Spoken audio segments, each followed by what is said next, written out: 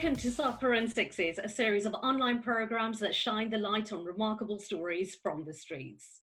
Over 3 episodes, we'll be meeting some incredible people who are making a huge difference to the lives of young people across the globe. This week, we're kicking off with the arts, but before we meet our first guest, let's talk to our Chief Executive, John Rowe. John, how are you today? Doing really well, thank you, Archie. Good, good. So, John, just tell us a little bit about Street Child United and how it all started. It started from a visit to South Africa, where a group of families volunteered at a street child organisation in Durban. And there we met a youngster called Andile, who said, when people see me on the streets, they say I am a street child. But when they see me playing football, they say I am a person. I'm a person like you. And that gave a group of us the idea that if we could use football to change the way that Andile sees himself, then we could use football to change the way that the world sees Andile. And if we can change the way that the world sees youngsters like Andile, then hopefully we can get the world to change the way that people treat young people like Andile. One of the things I really love about Street Child United is how you've connected young people, social causes and sport. I think it's a really neat trick. And do you think that's the key to the success and why you've been running for 10 years? I think it's part of it. It's very much about play. It's about the right to play. But actually, it's not just about that. It's about engaging with that, but for a greater good. Is it about giving young people a voice and a platform? Yes, very much it is. And the sport helps to create that platform. But it's completely about their voices. Consistently, their demands are birth registration. So most street children don't officially exist. So they want to exist and they want to be recognized as human beings. Access to education, so they want a way to progress in life. And protection from violence. So if you see street children as rubbish, you'll treat them as rubbish. What we're saying is these young people are full of potential. The young people we met had ambitions and desires, just like most young people. So we wanted to give them a platform where we could say to them, you are somebody, you matter, you are important, and you can achieve anything you want to with the right support around you. When we came back from South Africa, we did school assemblies, and an 8-year-old girl put her hand up and said, the first football World Cup is happening in South Africa in 2010. Why can't street children have a World Cup? And we just thought that was a brilliant idea to keep the issues that are important to the young people we'd met in the public spotlight. These young people are often an embarrassment to their countries. They're hidden. In some of the countries would be ashamed of the street children that they have in their country. But actually, when they put their national jersey on and they represent their country at a World Cup, people in their country become proud of them and get on their side and then bring about to campaign for change. So an example of that would be like Team Pakistan after the 2014 World Cup in Brazil. When they went back to Pakistan, astonishingly, there were 7,000 people to meet them at the airport. Wow. They met their prime minister.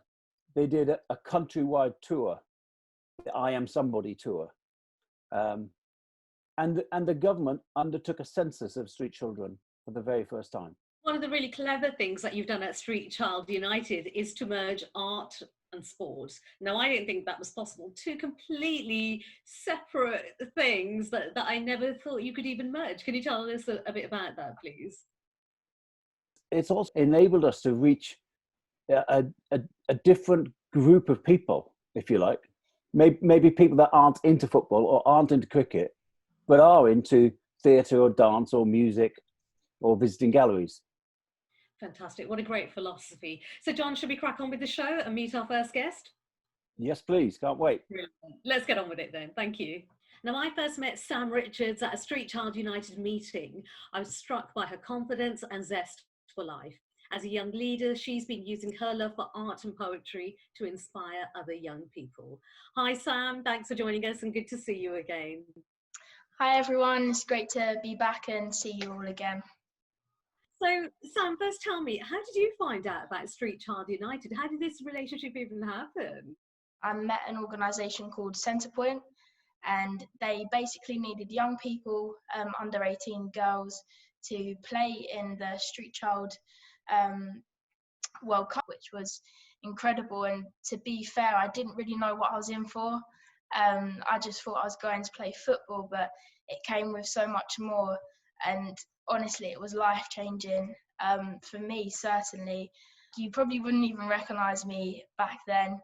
Tell us about how you got on with some of the other teams that you met in Russia. Yeah, so at a Street Child United World Cup or event, there's almost 3 parts to it. So there's the actual sport, so football or cricket, and then there's the arts, and then there's, most importantly for me, there's a session called Congress, and there's multiple sessions along the tournament, and it really helps you connect with the children who are there as well on like different levels. So for example, in Congress, we were partnered with Team India, the girls from Team India, and for me, that was probably the best thing that's probably ever happened to me in my life. So, Sam, I understand you've written a poem called We Are All Somebody. So can you tell me a little bit about that and maybe give us a couple of lines? So how do we survive?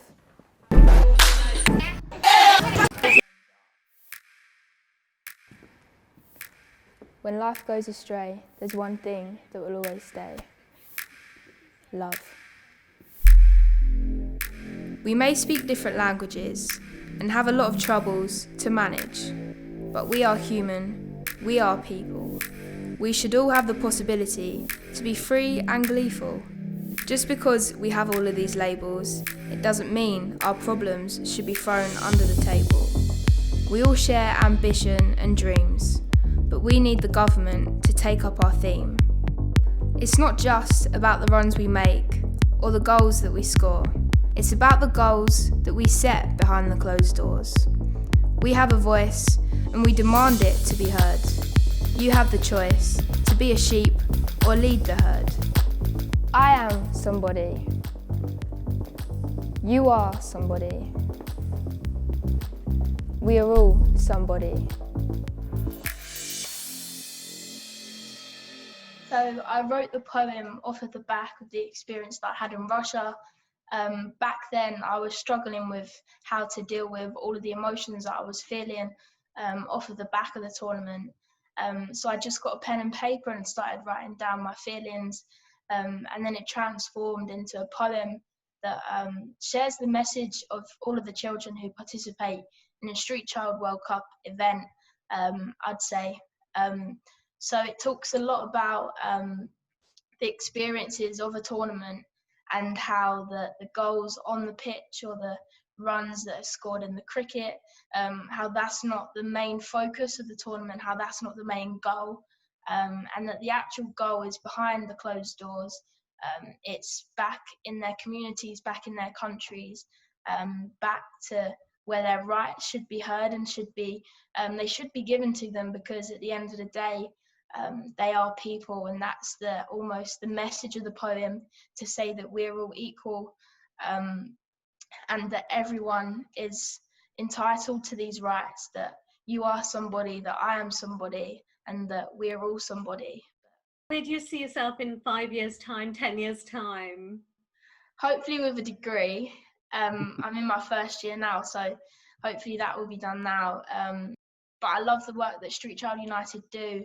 And for me, being given the platform I've got now, I just want to keep sharing the voices of these young children who aren't heard. So hopefully I would have done a lot of that and reached out to so many different children in so many different countries. Brilliant. Fantastic. Thank you so much for your time, and keep training in the garden. Whether it's football or cricket, I'll let you choose, but keep doing those key puppies and score those goals. You're doing great. Yeah. Thank you. Will do. Thank you guys for having me. Next guest is one of the most inspiring people we've ever worked with at Street Child United. From Street Child to touring the world as a award-winning photojournalist, Vicky Roy, welcome to the show. Thank you so much, John. When you're with us at Street Child United events, as a former street child yourself, I know that every young person is looking at you as a photographer and thinking, if he can do this, if he can achieve these things, if he can win these awards, I can achieve anything. So you are a symbol of hope and inspiration for everybody involved in the Street Child World Cup. I'm never shy to share my story. I always very open and forward to share my story, because I know when people heard my story, they give lots of confidence to other people. So that's why I always try to share and experience, and I also learn from them, because whenever I meet them, I know they always have a young mind, have a different idea, different thoughts, and I always learn with them. So it's really helped me also to grow up. Tell us a little of your story of how your early life. What happened when I was like a very young, like a 3 or 4 years old? So my mom dad give me take care of me to my grandmother's, because my father have a income that time every day like a quarter pound, and we are total 7 brother sister. So it's very difficult to survive in quarter pound to all family, and we have only one room, like a 8 by 10 size one room, and we all living in that room. So my father thought, if I go to my grandmother house, because my grandfather working in Bokaro steel plant, my one uncle working in a plant, so they have proper government job and good income. So but later I realized, because they give me a lots of work, they beat me lot every small mistake. And childhood time I saw some movie, and I saw that, like if you go to city, so you become a hero, or maybe you become a rich man. When I go to my village railway station, so I saw there is train, and I just get in, but that train terminate and in Delhi, New Delhi. So I reached Delhi. So I'm very young that time. I'm 11 years old that time. I have no idea what do I do. And I just get down from the train, and I start crying there. So some kids, they're doing rag picking there. So they came to me and they asked me, hey, are you run away from home? So I said yes. And I tell my story, and I also crying there. So they sit with me, they explain me regarding railways things and other things. And after 2 3 days, we become a very good friend with them. And I also start work with them as a rag picker. Was there any point where you just thought, I want to go home? I either want to go to my parents or to my grandparents? When I was in platform, I never thought I will go back home, because I know in home also they beat us lot. Right. But after 6 months, I start to working very close to New Delhi railway station. There is one street restaurant, like a normal, we call dhaba. Yeah. So I work there as a dishwasher. So when I work there, that time I realized why I am run away from my home, because the dhaba working time is very tough. Like we woke up morning 5 o'clock, and we have work finish midnight 12, and we get very little sleep.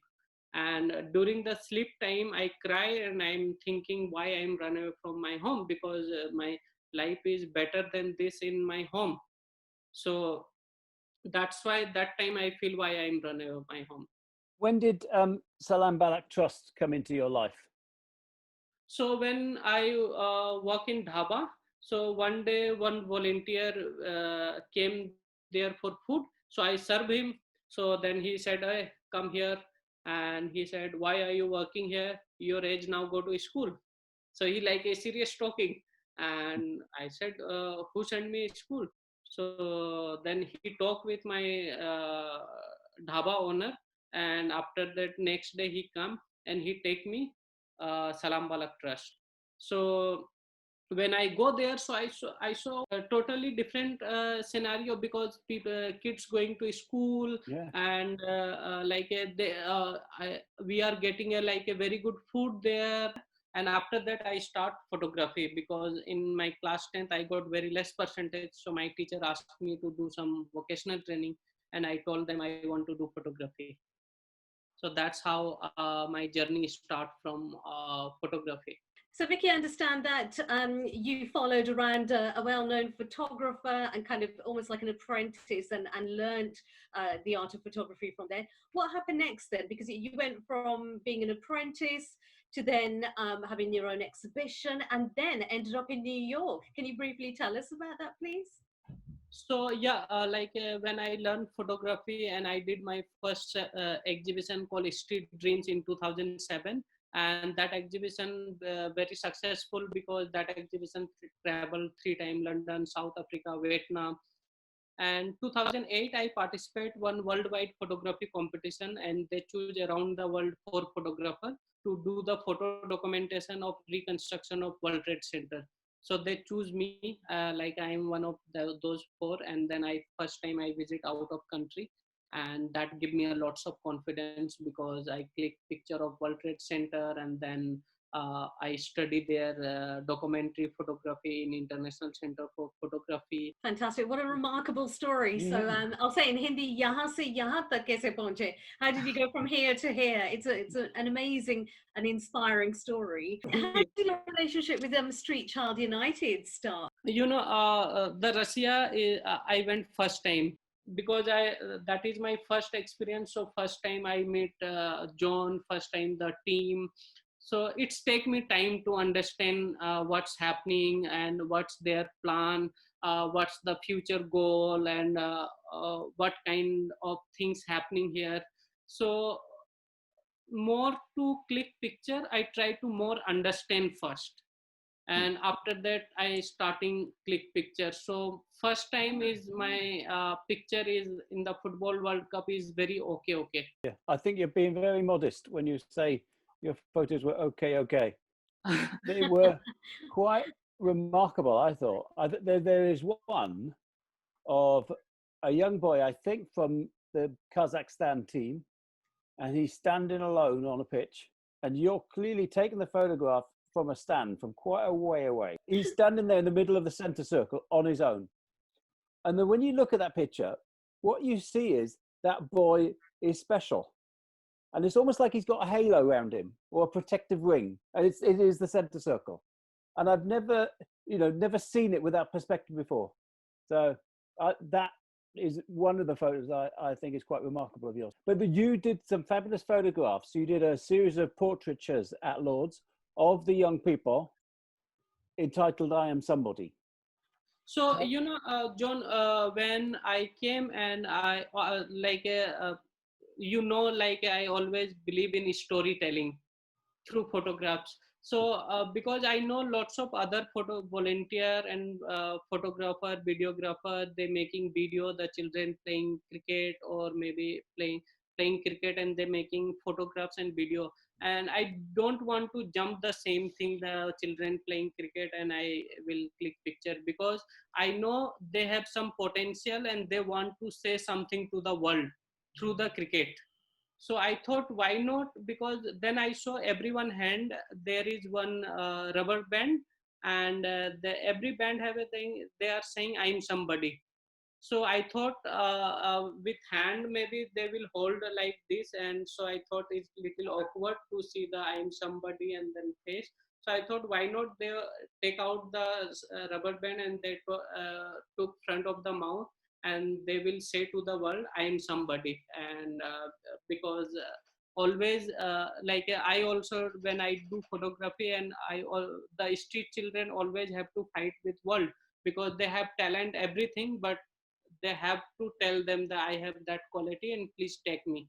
So the same thing I saw through those picture, and I try to convey through that picture to the world that they are somebody. You did it very effectively. They're very powerful photos. Thank you so much, John. I always enjoy that kind of photography. You went from being essentially a rag picker at New Delhi railway station to then making it on the Forbes Asia 30 under 30 list. How did that feel? What an amazing journey. So, you know, I just whenever I work, I never thought I will get that award or that thing. I always work, and somehow things happening with me in my life. So like I never thought I am part of Forbes Asia 30 under 30, but then my name nominated there, and they asked me to send me my bio and some details, and then after that when list came, so I saw my name on the list. So it's feel very proud moment, but it's never like in my mind too that I will get that award. You've been with us Yeah, at 2 World Cups, right? If you could yeah. give a short message as a former street child, as a former rag picker, to other people at the Street Child World Cup, what would your short message be? So my message to everyone, like in life, whatever problem you have, just take side and just do your work with honesty. And like whatever, like you playing cricket or you play football and you doing some other work, so that work you do with honestly, and definitely that will help you in future to take you forward. Fantastic. Thank you so much. As John said earlier on, when you stand in front of those young people, you really are a massive, massive inspiration to them. And we're so proud that you're working with Street Child United. And we hope to see you in Qatar and in India. Yeah, sure. Thank you so Thank much. you.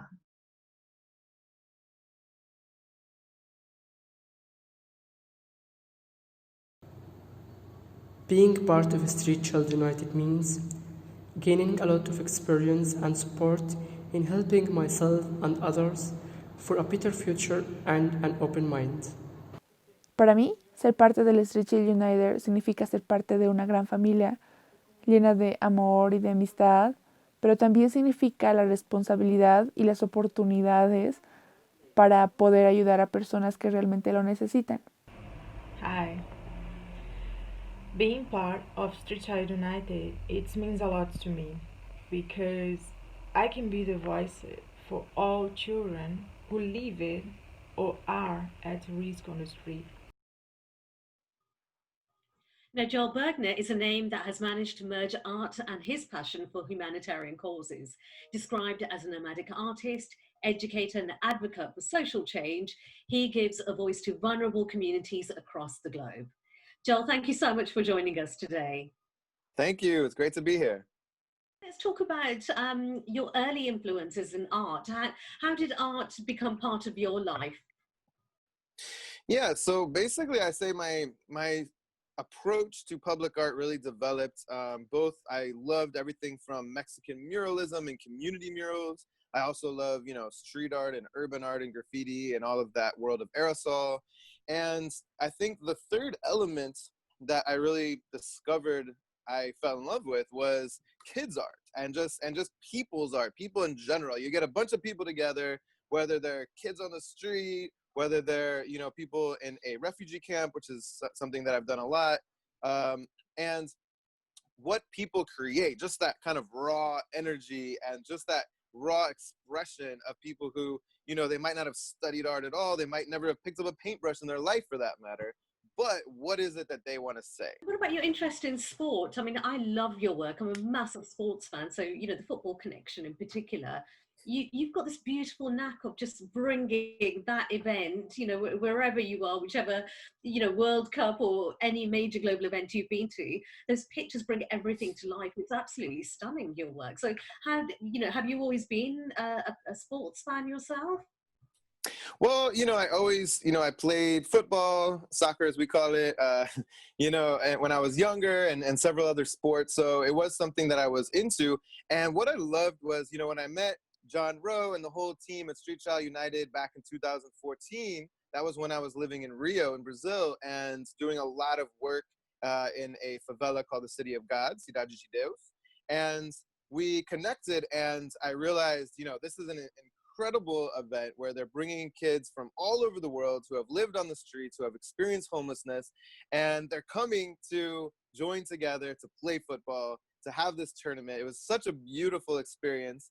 And to bring the arts in there, I thought was great too, because that was yet another, I think both arts and sports are both two things that you don't need even to speak the same language. Many of these kids, they're coming from different cultures, different backgrounds, and they could connect and they can play together and they can create together. And that was the thing that I that was the moment I really realized that these two worlds have so much in common. one of the things I wanted to speak to you about, what are the sort of main challenges for you working with vulnerable people, who've experienced, quite severe trauma in their lives? What's the magic touch? What do you say to them? How do you behave with them and encourage them to express themselves through art? Well, first what I say is, look, guys, this is public art. We are going to create a work of art, and you are all now artists. That's the number one thing. You guys are professional artists now. You're getting out there and you're going to create something that the entire community is going to see. And so this is going to be fun, but it's also a responsibility. And that's what I always tell them, guys, we got to take this seriously. I mean, a lot of people are going to see this, not only in your community, but online, thousands of people will see this all over the world. And this represents you, this represents your community, your family, your life. And, that's kind of the starting point. These are young people who have experienced severe trauma. And, at Street Child World Cups, the majority of the young people there will have had friends that will have died on the streets. And 3 weeks before the Brazil World Cup, the captain of Team Brazil Boys, Rodrigo Kelton, was killed on his 13th birthday. And it was a huge shock for all of us. It was like, it hits us like a train. We could not believe this. We absolutely could not believe it. And we knew we had to recognize this tragedy in the event, because that is what street children face on a daily basis. So we had to tell that story somehow. Tell us about the mural you created in honor of Rodrigo, along with all the young people that were at that event as well, if you don't mind. Yeah, it was such a, it was such a shock, as you said. And he, was clearly someone who was very loved by his team. That's why he was the captain. He was a leader, and he was dynamic, and he was charismatic, and he had so many great friends on that team. And so we met and we talked about it with the team, and what they said was, the other boys on his team from Fortaleza said, we want to have his image on the wall. And so there was several different characters on the wall. There was one representing all the boys, and there was one from the girls teams, and then there was Rodrigo, and he was on the left side of the mural. And that was a separate area of the mural that was especially for him, that was really, like you said, honoring him and his memory, but also honoring all of the street kids who have lost their lives on the streets. This is a huge problem around the world. And like you said, so many of the kids have gone through that themselves from many of the different countries. And so what we did is we had different shapes of the football, the shape that's inside of the football that was going through his body. He had a medal on, he was looking up, and he was holding his medal. It was from a photo of him after he had won a game.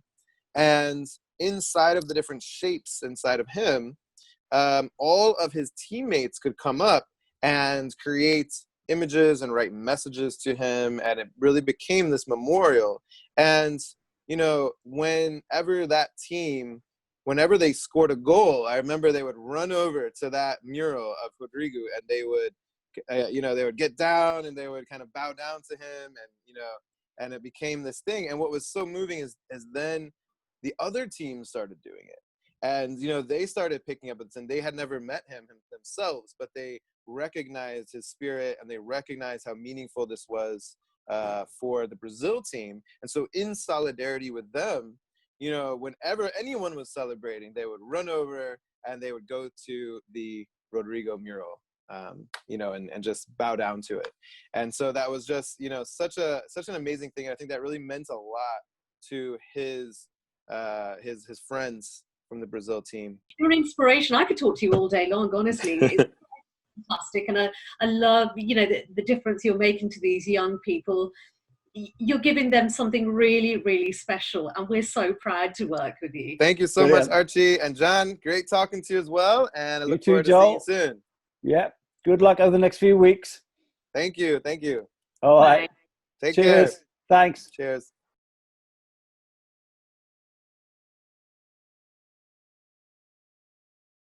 art has helped me during this time to being creative at my job, creating different activities that helps young people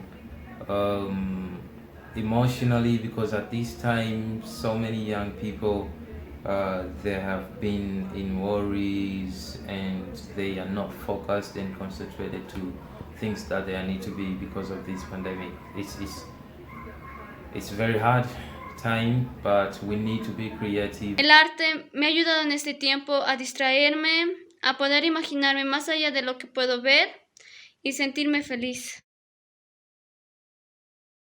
Our next guest today is a digital animator who has traveled around the globe creating some amazing work, showcasing the power of art and football. Welcome, Tim Viner, and thanks for joining us today. Thank you for having me. Your pictures just really resonate, not only with sports fans, but you capture that unique excitement, of big scale events, global sporting events. Yeah, I mean, I would say that the key to that for me is being absolutely in the moment, being there, doing it, drawing, often very raw drawings, very immediate responses to emerging stories, to events as they're happening. And so when you're working in a very live environment, often the work is quite loose, very sketchy, but it has an authenticity, it has a kind of life about it. So I kind of accepted that working in a very loose, fluid way was a good way of capturing the mood and atmosphere around sport. Fantastic. So in terms of working with Street Child United, what has that relationship been like? I was visiting Moscow pre World Cup 2018, but I managed to have a meeting with the British Council in Moscow, and they put me in touch with John, and we had a conversation, and the idea of covering a Street Child World Cup emerged out of that. Can we talk about some of your animations? Sure. Some of the specific ones. If we think of Moscow, the two that stand out in my mind are the Red Square arrivals and then the reception at the British ambassador's residence. Oh, yeah.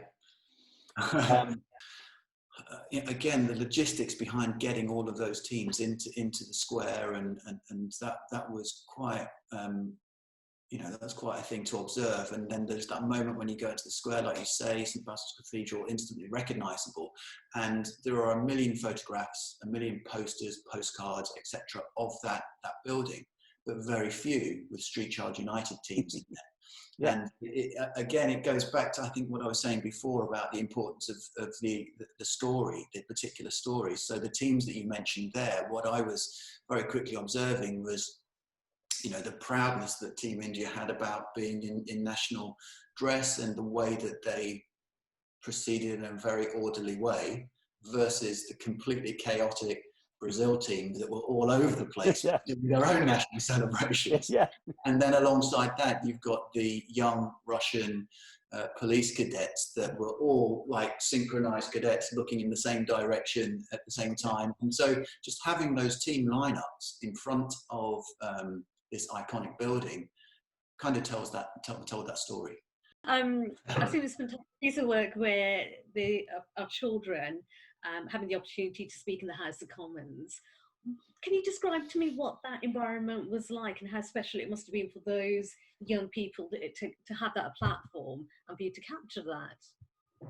Yeah, I was acutely aware of the significance of that moment in the Cricket World Cup. To be able to have that platform, as you say, in that voice, in that place, was staggering, really. This is exactly what Street Child United is all about. And so we find ourselves in this iconic building behind the facade, and I'm thinking, is this real? And each team member was invited to say a few words as to why they were there and what their hopes were and what they would say to politicians after the walkthrough, the kind of very particular walk through the building. And I particularly remember I don't want to sort of pick out any particular sort of member of Street Child United, but I remember Jasmine from Team England standing up and speaking. She was one of two, I think, from Team England that spoke, but everyone had very carefully and understandably sort of picked up some notes and read through a few notes. And I think Jasmine just spoke from the heart, and it was just very, very moving. So again, I was standing in the background desperately trying to sort of draw that, but actually I was just spending my time looking at these people thinking, you're amazing, you know. Tim, thank you so much for your time. Enjoy the rest of your day, and we really, really look forward to working with you again. Maybe see you in Qatar, I guess. Yeah, hopefully. Sounds good. And India. Yes. And India. Yeah. Thank you. All right. Brilliant. Thanks so much, Tim. Bye-bye then. Cheers. Thanks, Tim.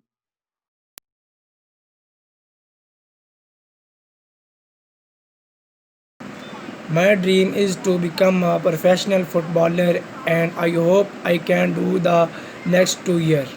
As minhas esperanças para o futuro é que eu me torne uma jogadora de futebol profissional, tire minha família da área de risco e que eu possa ajudar as crianças carentes daqui onde eu moro e incentivar elas nunca a desistir dos seus sonhos. My hopes and dreams for the future are that I want to establish many platforms to street children the world over where they can showcase their talent and prove themselves to the world.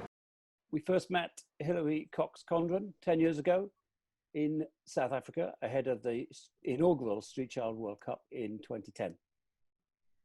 Hilary is often called community glue. She helps people build a sense of place. She helps people build a sense of identity and helps to empower people to make a positive change in their lives in all the work that she does. And it's a real honor for us to have Hilary on the show this afternoon. Hi, John. Thank you. What a lovely introduction. Tell us a bit about the campaigning side of what you do. I try and think about when I'm working or when I'm putting a project together, who is going to be involved in it and what is going to be taken away from it? What is the action that is going to be taken away from it? What are the conversations that are going to happen? And how can that give people a voice that maybe don't feel like they have a voice, or a way of communicating, or a way of sharing a message? And how can that start to bring communities together, really?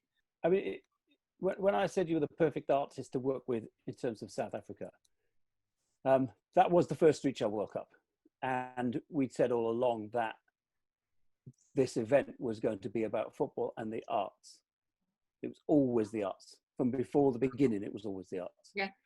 And we had a hunch that we could use the arts to change the way that street children are seen, and then begin to change the way that street children are treated.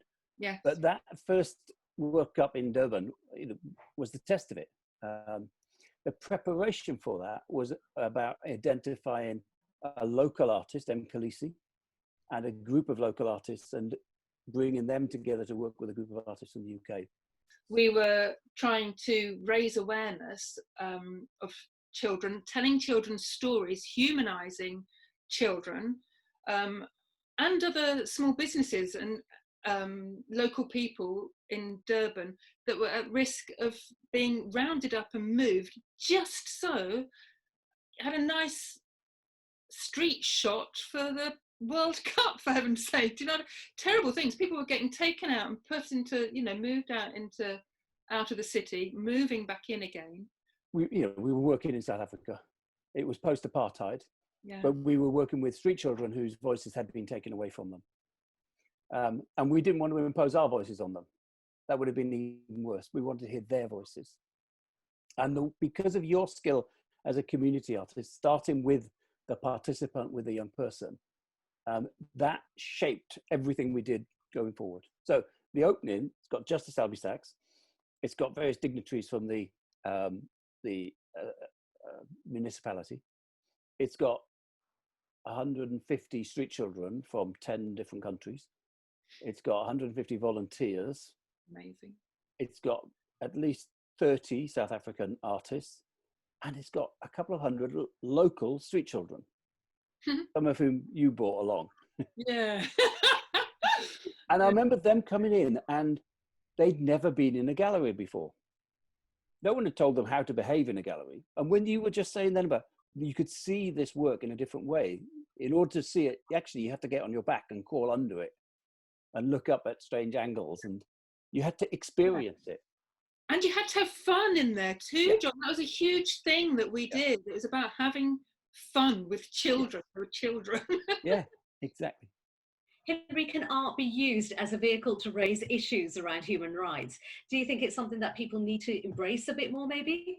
I think it's absolutely vital. The arts, you know, so not, there's visual arts and of course with music and the arts, because everybody can get involved in that, and you can challenge perceptions, and just stimulating the imagination. Seeing wonderful things is stimulating, to see that something can be different, to stimulate imagination, which is quashed all the time. And I don't think it's quashed by mistake, it's quashed because actually that's how change happens. Hilary, thank you so much for your time. We've known you for 10 years and we hope to do more work with you in the future. Thank you. Thank you, Hill. Cheers. A great show we've had, some remarkable guests there, you know, really inspired by some of the insights there. It's just brilliant being reminded of the incredible work that they're doing, and that they'll continue to do on behalf of street connected children across the world. Fantastic. Now listen, next week we're planning to explore the issues around gender equality, and this is something really close to my heart. I know we've got a fantastic lineup from Brazil, India, and a name closer to home, and a young lady who actually made it onto the BBC's Most Inspiring Women list. So I'm really excited to meet her, so I hope to see you next week.